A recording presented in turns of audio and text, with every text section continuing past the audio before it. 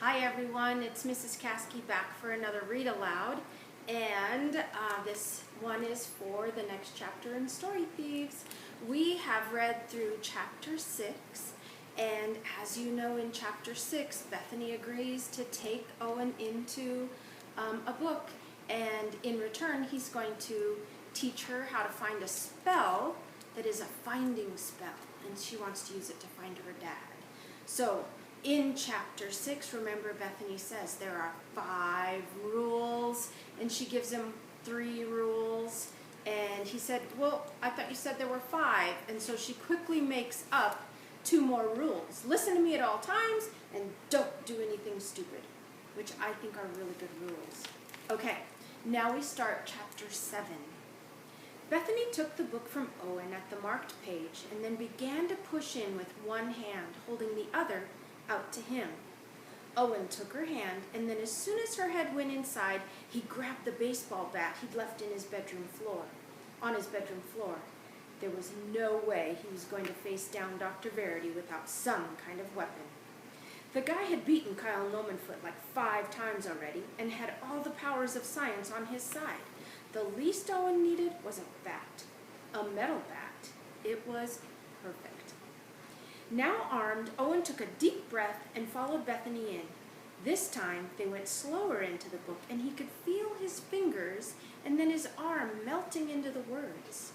Then those words were pouring out over the page like brownie batter. When his head went through, though, it was more like stepping through a bubble. First he was in his bedroom, and then this tingling, and there, pop, he was, standing in the upside-down tower of the Magister. The Magister's study could have stepped right out of Owen's imagination, if rooms could step. Every wall had bookcases, and every book overflowed with books, almost all of which held spells or potions, recipes, or a million other things that Owen would have given almost anything to read.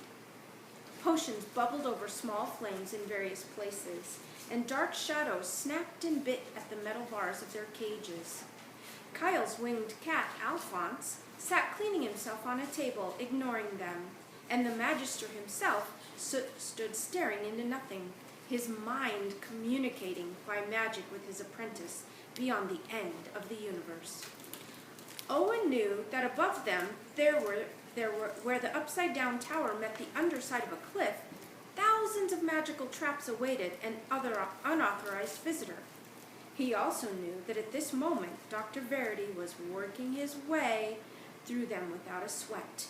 They only had a few minutes before the mad scientist showed up, which meant Owen needed to be in place, and that meant giving Bethany something to do. "The spell book," Owen whispered, nodding toward the center of the room where a monstrously huge book lay open on a pedestal. "In the Kyle Nomenfoot books, you learn a spell by reading it, but can only cast it once without the spell book.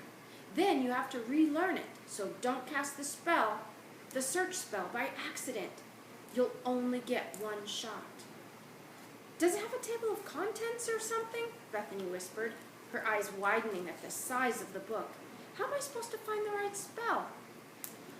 Owen shrugged. "In the books, the spell book always opens up to whatever spell Kyle most needed. Maybe just try thinking really hard." Bethany nodded and slowly approached the book, trying not to make any noise. Not that the Magister would hear her, as intent as he was on his magic.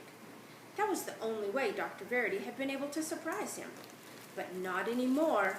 Owen shuddered at how amazing this was going to be. "I'm going to keep watch," he told Bethany, and then he backed away into the shadows next to the door, giving himself a clear view of anyone who came in, as well as Bethany and the Magister. He pulled the bat from behind his back, and he held it ready. Too bad he couldn't use some kind of magic on Dr. Verity, but the doctor would expect that. Baseball bats, though? He wouldn't be expecting that. Bethany reached a hand out to the spell book, but before she could touch it, the book leapt to life, pages turning on their own, making Bethany gasp and step back in surprise.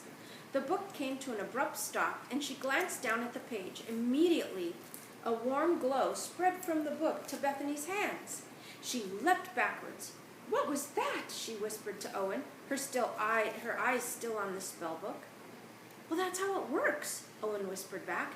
It's teaching you the spell. That's what the glow was. Was it the location spell? She shook her head. It was amnesty of amnesia, for removing memory. The glow began to light her up, and she quickly stepped backward again. Why would it give you that? Owen said, starting to worry. Bethany needed to be done before Dr. Verity got here, or the doctor would see her. The last thing they needed was a spell book that couldn't do its job. Bethany glanced at him, and he quickly shoved the bat behind his book. Who knows, she said, sounding almost guilty. But I don't remember the words to the spell, so I guess I didn't give it enough time. It doesn't matter. Let me try one more time to find the location spell. She put her hand on her forehead and stared at the spell book, apparently trying to make it turn to the spell she wanted. The book complied, that means the book agreed, and flipping its pages to a new spell near the beginning, Bethany glanced down and then gave Owen a thumbs up. She must have found it, because this time the book began to glow. Bethany laid her hands on the page and allowed the light to slowly sweep up her arms and into her body. It's like hot chocolate on a cold day, she said, with a tiny smile on her face. The light quickly faded and she turned back towards him. That was almost nice. Great, Owen told her, nervously looking at the door, where he could swear he heard an explosion getting closer. You sure you have it? Like I said, all spells are one time, if you don't have the spell book. So, let's make sure before we go. Bethany closed her eyes. I think so. I can remember the words. They're all here in my head. Her eyes opened, and she held out a hand toward Owen. Come on, let's get out of here. This was much easier than I thought it would be. Owen bit his lip. Then he shook his head. Hold on. Just let me take this in for one more minute, okay? Since it's my only chance I'll ever get.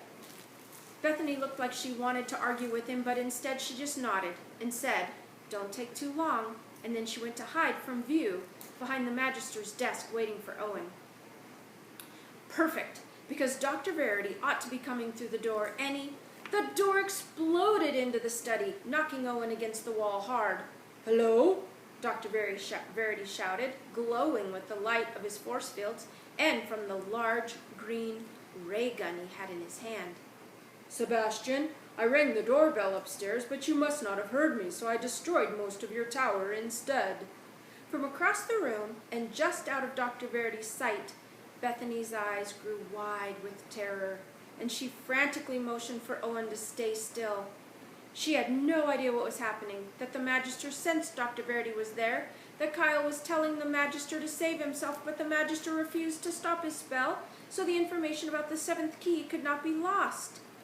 If you're busy, I can come back later, Dr. Verity said, and then he shot his green gun directly at the Magister's giant spellbook, which first exploded and then imploded immediately after that. He stepped forward, aiming the gun at the Magister's back. Or we could just take care of things right now, once and for all, my old friend. Dr. Verity's force field protected him from magic, fire, lasers, and a million other things. But one thing it didn't protect him from was solid objects, especially metallic ones. For some reason, the force field energy got disrupted by metal, which wasn't a big problem when your enemies all used ray guns or magic. Of course, the doctor always had other protection as well. But here, after making his way through the entire tower, all he had left was his force field, and Owen knew it, since the book had been pretty much detailed about that fact. Owen hefted his metal bat and took his baseball stance, just like in Little League. Bethany's mouth dropped open, and she shook her head over and over. Owen just smiled at her. Goodbye, Sebastian, Dr. Verity said, and his gun began to fire up. Hello, Dr. Verity, Owen said, and then he swung his bat right at the doctor. The bat hit the mad scientist with a hollow metal thunk, and the evil doctor actually spun around before collapsing on the floor and hitting his head hard. The force field powered down with a whine, just leaving an old man in a lab coat lying on the floor of a magician's study. For a moment, there was silence, as Bethany was too shocked to even move. That moment quickly passed, though, and she stood up. What did you do?" she asked in a tiny voice. "Owen, what did you just do?" "I saved the Magister," he told her, raising the bat in the air like a sword. "Bethany, I just saved the Magister. Do you know what this means?" he shouted in triumph, and then he turned his gaze toward the ceiling and he addressed his audience. "Hey, everybody reading the book, don't worry. The Magister doesn't have to die now. I saved him. He's going to be okay. You're welcome." And that's the end of chapter 7. We don't know if Dr. Verity is actually hurt. We don't know if he actually gets to the Magister. Oh my gosh, what do you think is going to happen? Well, you'll have to wait around and find out when I read chapter 8 next week. Until then, have a great day and keep reading.